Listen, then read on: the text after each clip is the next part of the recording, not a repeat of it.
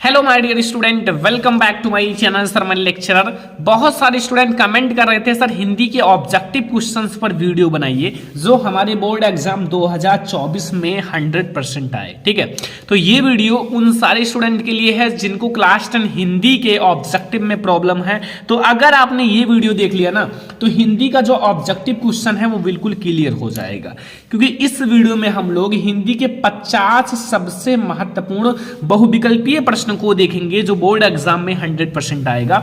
यहां से आपके जो 20 मार्क्स के ऑब्जेक्टिव क्वेश्चन है वो बिल्कुल क्लियर हो जाएगा इस वीडियो को देखने के बाद। ठीक है, क्योंकि इसमें हमने वो ऑब्जेक्टिव क्वेश्चन सेलेक्ट किए हैं जो बोर्ड एग्जाम में हर साल आता है, और अगर आपने ये वीडियो देख लिया तो आपका ऑब्जेक्टिव क्वेश्चंस खत्म हो जाएंगे। ठीक है, तो यहां आप लोग देख सकते हो हम लोग वो क्वेश्चन देखेंगे जो बोर्ड पेपर में 100% आएगा।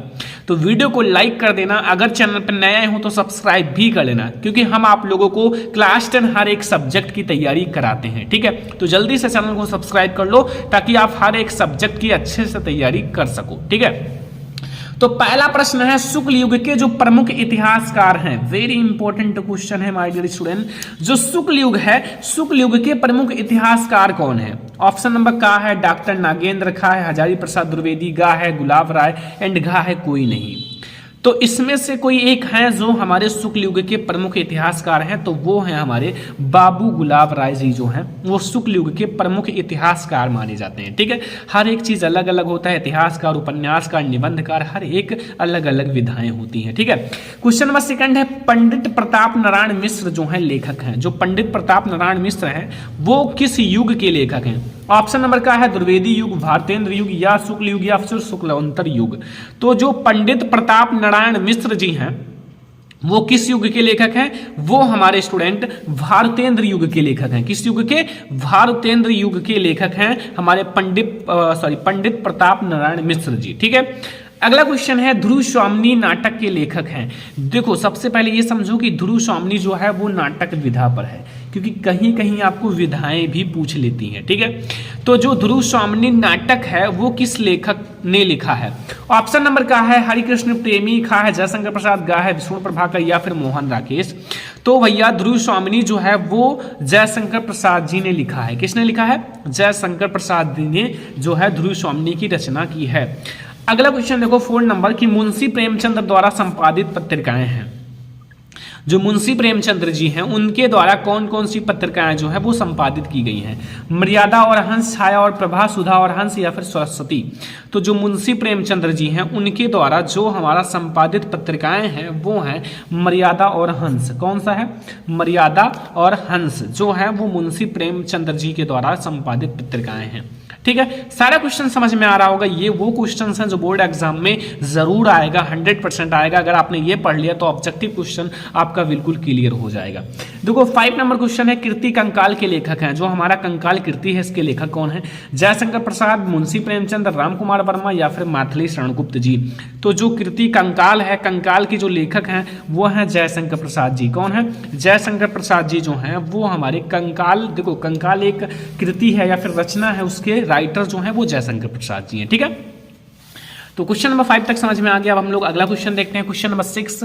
देखो क्वेश्चन नंबर 6 में आपसे पूछ रहा है कि रस मीमांसा के लेखक हैं। जब आप लोगों ने पहला चैप्टर पढ़ा होगा मित्रता, जिसका राइटर हैं आचार्य रामचंद्र शुक्ल जी, तो आप लोगों ने ये रचना जरूर पढ़ा होगा, रस मीमांसा। आचार्य रामचंद्र शुक्ल जी इसके राइटर हैं। कौन है? आचार्य रामचंद्र शुक्ल जी इसके लेखक हैं, और वेरी इंपॉर्टेंट है बोर्ड एग्जाम 2024 के लिए। आपके बोर्ड एग्जाम में जरूर देखने को मिलेगा ऐसा क्वेश्चंस इसमें से। ठीक है, गुलाब राय द्वारा रचित आत्मकथा कौन सी है?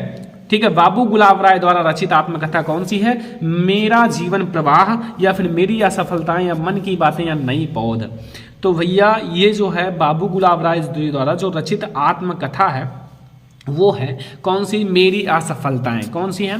मेरी असफलताएं के राइटर कौन है, लेखक कौन है? बाबू गुलाब राय। ठीक है, अगला क्वेश्चन देखो, क्वेश्चन नंबर 8 है शुक्ल युग की कला अवधि है। शुक्ल युग का नाम सुना होगा आप लोगों को, ये क्वेश्चन बताया भी गया है, नहीं पता है तो आपकी गलती है, ठीक है। जो शुक्ल युग है, शुक्ल युग के भैया कला अवधि है। ऑप्शन नंबर का है 1850 से 1900 तक, या 1900 से 1920 तक, या 1919 से 1938 तक, या 1938 से 1947 तक। तो शुक्ल युग की जो कला अवधि है वो 19 से 1938 तक है। याद रखना, जब हम लोग इसको 19 का 2 बार करोगे तो 19 का टेबल पढ़ोगे तो आपका 38, यानी कि 19 दूना 38, ठीक है। ये हमारा हो जाता है ट्रिक। अगला देखो, चिंतामणि के लेखक हैं। जो चिंतामणि रचना है इसके लेखक कौन है? सभी स्टूडेंट को पता होगा, क्योंकि भाई आपकी बोर्ड एग्जाम के लिए जो बहुत ज़्यादा इंपॉर्टेंट है वो यही सारे क्वेश्चंस हैं। और अगर आपको ये नहीं पता तो इसका मतलब आपने ऑब्जेक्टिव बिल्कुल पढ़ा ही नहीं है, ऑब्जेक्टिव खोला ही नहीं है, जबकि आपको पहले ही ऑब्जेक्टिव पढ़ लेना चाहिए। पहले आप ऑब्जेक्टिव की तैयारी कर लेते तो आपको ज़्यादा बेटर लगता, ठीक है। तो जयशंकर प्रसाद जी, आचार्य रामचंद्र शुक्ल, प्रेमचंद या राम कुमार वर्मा। तो माय डियर स्टूडेंट, चिंतामणि की जो राइटर हैं वो हैं आचार्य रामचंद्र शुक्ल जी। कौन है? आचार्य रामचंद्र शुक्ल जी। अगला है पांचांग दर्शन के रचनाकार हैं। पांचांग दर्शन के रचनाकार कौन है? मथुरा नाथ शुक्ल, लल्लूलाल सदल मिश्र या ईसा अल्लाह खां। तो जो पांचांग दर्शन है इसके रचनाकार हैं मथुरा नाथ शुक्ल, ठीक है। बहुत ही ज्यादा इंपॉर्टेंट क्वेश्चन है। तो अब हम लोग देखते हैं क्वेश्चन नंबर 11। आकाशदीप के लेखक हैं। आकाशदीप के लेखक कौन है? अमरकांत, जयशंकर प्रसाद, राम कुमार वर्मा एंड आचार्य रामचंद्र शुक्ल या निराला। तो आकाशदीप के राइटर कौन है? सभी स्टूडेंट को पता होगा, क्योंकि ये बहुत ही इंपॉर्टेंट क्वेश्चन है। तो वो है जयशंकर प्रसाद जी, ठीक है। तो ये अमरकांत नहीं, जयशंकर प्रसाद जी, ठीक है। जयशंकर प्रसाद जी, ध्यान रखना, ठीक है। तो आप लोगों को 11 नंबर क्वेश्चन तक तो कोई प्रॉब्लम नहीं होगा, सारे स्टूडेंट को हर एक क्वेश्चन पता चल गया होगा। देखो क्वेश्चन सारे आपको याद करने, एक अलग सा नोट्स बना लो, उस नोट्स में आप ये सारे क्वेश्चन नोट कर लो और उसको आप बेहतरीन तरीके से पढ़ो। आप सुबह उठकर याद करो, रात को आप इसको नोट कर लो, सुबह उठकर याद कर लो, आपको सारे क्वेश्चन क्लियर हो जाएंगे। लेकिन अगर आप तैयारी अच्छे से करोगे हर एक सब्जेक्ट की तो अच्छा रहेगा। एक सब्जेक्ट को पढ़ने से कुछ नहीं होगा, हर एक सब्जेक्ट को टाइम दो, हर एक सब्जेक्ट को पढ़ाई करो, क्योंकि हर एक सब्जेक्ट में जब आप अच्छे मार्क्स लाओगे तभी तो आप टॉपर बनोगे, ठीक है। एक सब्जेक्ट में आपने 100 ला लिया और एक सब्जेक्ट में आपने केवल 30 नंबर लाए तो कैसे टॉपर बनोगे? नहीं आएगा। तो इसलिए हर एक सब्जेक्ट पर फोकस करना है। 12 नंबर क्वेश्चन है, उपन्यास जो है भूले बिसरे चित्र के राइटर हैं या लेखक हैं? जो उपन्यास है भूले बिसरे चित्र, इसके लेखक कौन है? प्रेमचंद्र, यशपाल, भगवती चरण वर्मा या वृंदालाल वर्मा। तो जो उपन्यास है भूले बिसरे चित्र, इसके जो राइटर हैं वो है भगवती चरण वर्मा जी। कौन है? भगवती चरण वर्मा जी हैं इसके राइटर। क्वेश्चन नंबर 13 है, कलम का सिपाही के लेखक हैं। कलम का सिपाही बहुत ही ज़्यादा इंपॉर्टेंट क्वेश्चन है। मैं आपको बता दूं कि इसमें जो भी क्वेश्चन है उसको ढूंढने में बहुत समय लगा है, ठीक है। इसलिए मैं आप लोगों को बता रहा हूं कि ये सारे क्वेश्चन नोट कर लेना, तैयार कर लेना। पेपर दे कर आओगे तो कहोगे सर जो आपने बताया था वही सारा क्वेश्चन आया। तो इसलिए अभी मैं आप लोगों से इतना रिक्वेस्ट कर रहा हूं, अगर आप पढ़ लोगे तो आपको पेपर में बहुत ज़्यादा बेनिफिट होगा, ठीक है। तो कलम का सिपाही किसका राइटर है? इसके लेखक कौन है? अमृत राय या गुलाब राय, मुंशी प्रेमचंद या वैद्यनाथ मिश्र। तो वो हैं अमृत राय जी। कौन है? अमृत राय, ठीक है। क्वेश्चन नंबर 14 है, लहरों के राजहंस के राइटर हैं। लहरों के राजहंस के लेखक कौन है? मोहन राकेश, प्रेमघन, गुलाब राय या रामधारी सिंह दिनकर।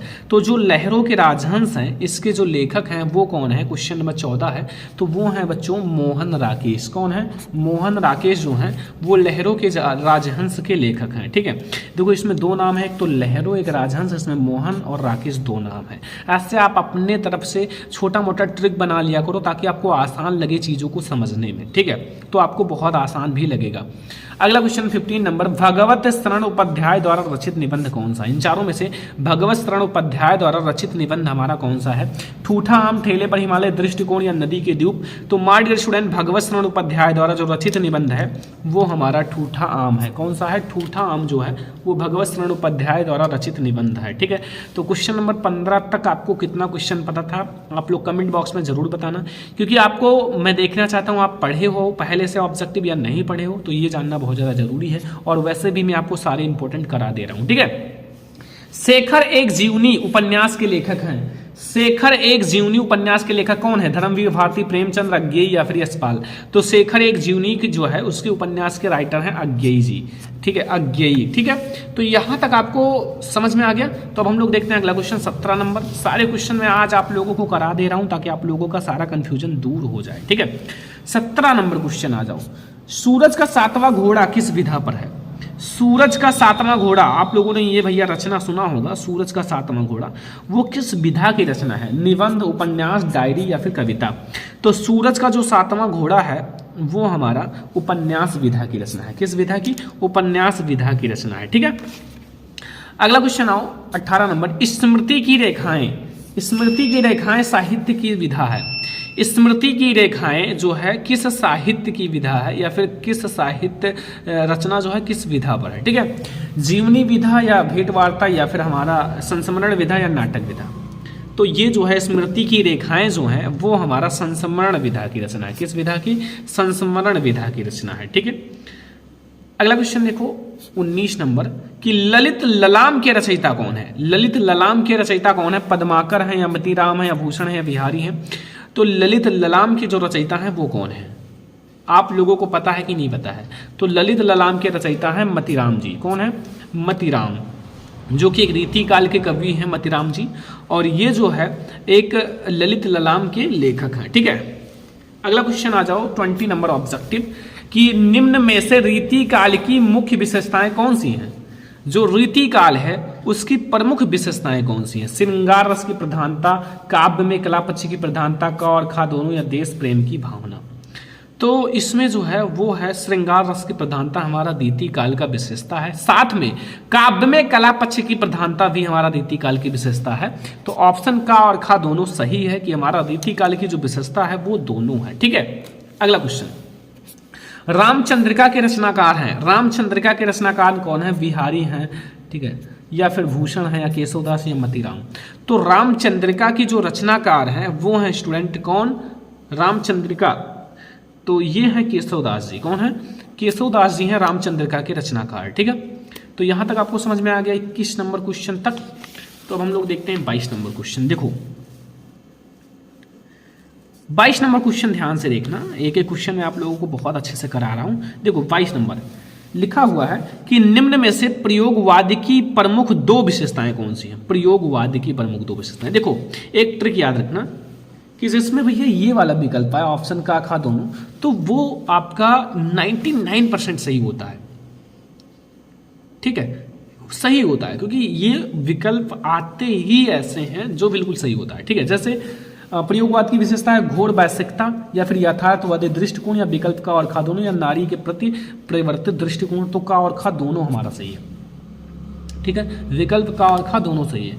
अगला आ जाओ, साकेत महाकाव्य की रचना किसने की? जो हमारा साकेत महाकाव्य है इसकी रचना किसने की थी? ये क्वेश्चन पता है कि नहीं पता है? पता होगा जरूर। मैथिली शरण गुप्त जी ने, जयशंकर प्रसाद, हरिओध या नागार्जुन? तो भैया जो साकेत महाकाव्य की रचना है वो हमारे मैथिली शरण गुप्त जी ने किया था। किसने किया था? मैथिली शरण गुप्त जी ने साकेत महाकाव्य की रचना की थी। आप लोग याद कर लो। ठीक है, 14 नंबर क्वेश्चन है, सॉरी 24 नंबर क्वेश्चन है। रामकुमार वर्मा द्वारा रचित प्रबंध काव्य है। रामकुमार वर्मा जो हैं, जो कि एकांकी के जनक माने जाते हैं, उनके द्वारा जो है रचित प्रबंध काव्य है।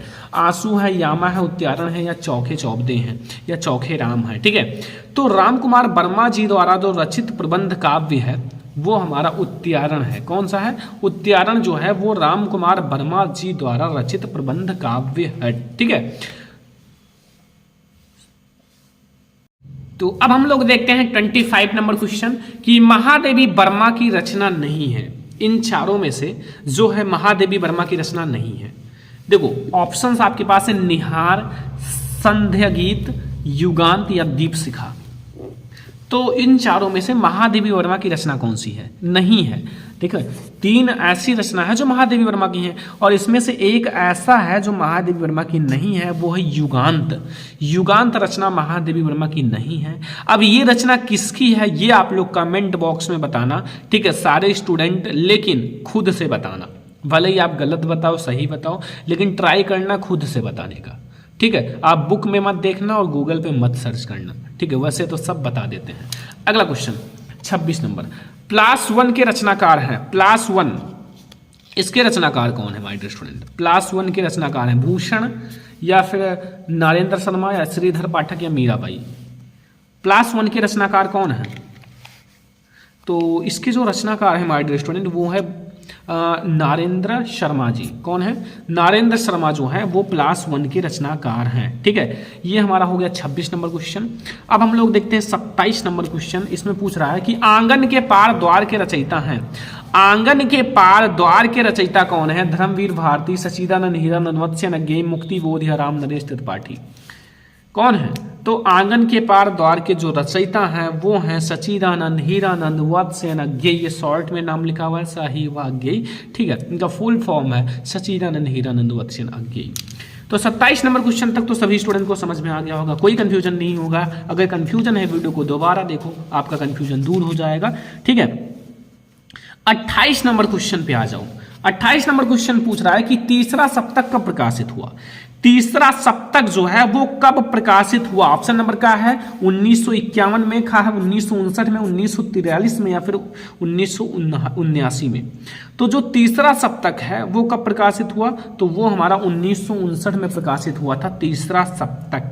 ठीक है, तीसरा सप्तक कब प्रकाशित हुआ था? 1959 में। ठीक है, अगला क्वेश्चन आ जाओ। महादेवी वर्मा जो है कवयित्री हैं, किस युग की कवयित्री हैं?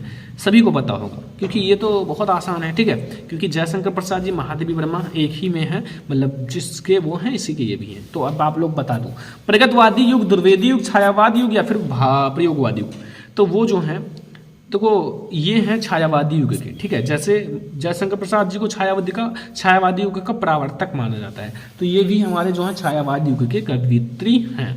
ठीक है, अगला लिखा हुआ है कि निम्न में से छायावाद युग के कवि नहीं हैं।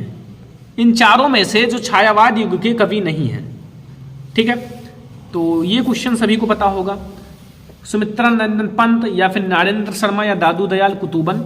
तो ये जो हैं भैया छायावाद युग के कवि इसमें नहीं है, वो है सुमित्रा नंदन पंत जी जो है वो छायावाद युग के कवि नहीं है। ठीक है, अगला क्वेश्चन आ जाओ, क्वेश्चन नंबर 31। निम्न में से कौन सी प्रगतवादी युग के कवि नहीं है? इनमें अब आपको अभी तक छायावाद युग के कवि, तो माय डियर स्टूडेंट्स, जो 30 नंबर क्वेश्चन में पूछ रहा था कि छायावादी युग के कवि हैं, सॉरी आपको ये बताना था कि कौन से छायावादी युग के कवि हैं। ठीक है, छायावाद युग के कवि हैं ये आपको बताना था, मतलब जो छायावाद युग से रिलेटेड हैं, तो वो है सुमित्रा नंदन पंत जी। ठीक है, याद कर लेना। ठीक है, अगला देखो 31 नंबर, इसमें लिखा हुआ है कि प्रगतवादी युग के कवि नहीं है। मतलब इसमें जो है जो प्रगतवादी युग के कवि नहीं है, 3 ऐसे हैं जो प्रगतवादी युग के हैं, लेकिन एक ऐसे हैं जो प्रगतवादी युग के कवि नहीं है। ऑप्शन नंबर क्या है? नागा अर्जुन, त्रिलोचन, केदारनाथ या भारतेंद्र हरिश्चंद्र। कौन नहीं है? तो इसमें जो है वो भारतेंद्र हरिश्चंद्र जी जो है वो छायावाद युग के प्रगतवादी युग के कवि नहीं है। ठीक है, प्रगतवादी युग के कवि नहीं है। अगला देखो, लोकायतन के रचनाकार हैं। लोकायतन के रचनाकार कौन है? सूर्यकांत त्रिपाठी या फिर सुमित्रानंदन पंत या जयशंकर प्रसाद महादेव वर्मा। तो लोकायतन के रचनाकार कौन है माय डियर स्टूडेंट? तो लोकायतन की जो रचनाकार हैं वो कौन है? तो वो है my dear student Sumitranandan Pant ji. ठीक है, सुमित्रानंदन पंत जी जो हैं लोकायतन के रचनाकार हैं। ठीक है, तो ये क्वेश्चन आप लोगों को समझ में आ गया होगा। ठीक है, तो अब हम लोग देखते हैं अगला क्वेश्चन। तो अगला क्वेश्चन हमारा है कि निम्न में से सुमित्रा नंदन पंत की रचना है। सुमित्रा नंदन पंत की रचना कौन सी? इन चारों में से पहला है ज्ञान द्वीप, युगवाणी, प्रेम वाटिका या छरदा। तो इन चारों में से कौन सा है जो सुमित्रा नंदन पंत की रचना है? तो इसमें जो है हमारा वो कौन सी रचना है जो सुमित्रा नंदन पंत की है? तो वो युगवाणी जो है वो सुमित्रा नंदन पंत की रचना है। ठीक है, सुमित्रा नंदन पंत की रचना है युगवाणी। तो अगला क्वेश्चन देखते हैं हम लोग। तो अगला क्वेश्चन हमारा है कि तार सप्तक के संपादक हैं। जो तार सप्तक है उसके संपादक कौन है? सच्चिदानंद हीरानंद, वत्स्य नग्गे, नरेंद्र शर्मा, भवानी मिश्रा या केशव। तो जो तार सप्तक है इसके जो हमारे प्रकाशक हैं वो कौन है या संपादक हैं वो कौन है? सच्चिदानंद हीरानंद, वत्स्य नग्गे। ठीक है, अगला क्वेश्चन छायावाद युग की विशेषताएं हैं कुंठा, निराशा का स्वर, श्रृंगार रस की प्रधानता, नारी के प्रति परिवर्तित दृष्टिकोण या